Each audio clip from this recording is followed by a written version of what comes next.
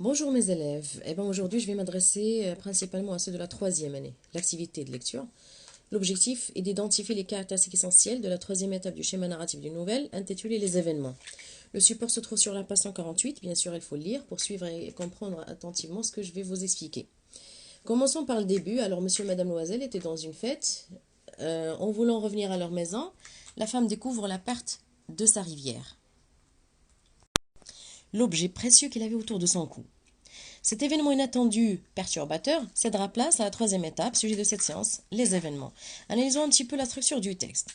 Alors, chaque passage commence par des verbes d'action, c'est-à-dire des événements basés sur des verbes d'action conjugués au passé simple. À titre d'exemple, vous avez le verbe pousser, dans le texte vous avez poussa, vous avez stourna, se dressa, ainsi de suite. Alors, ces verbes doivent être ou bien sont déjà conjugués au passé simple. Entre chaque événement et l'autre, nous avons l'intégration ou bien l'introduction de répliques ou de dialogues. Sachant bien que la réplique, c'est la prise de parole des personnages et le dialogue, c'est l'échange également des paroles entre les deux, c'est-à-dire entre monsieur et madame Loisel.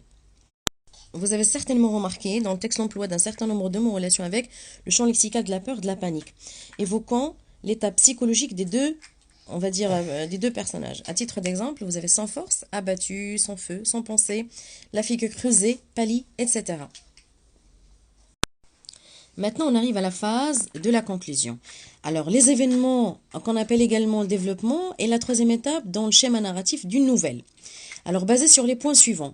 Chaque événement évoqué est signalé par des verbes d'action qu'on doit conjuguer au passé simple, ce qui veut dire que ce temps doit être le dominant. Certes, l'emploi de l'imparfait, d'accord, mais là, on doit vraiment mettre l'accent sur le passé simple.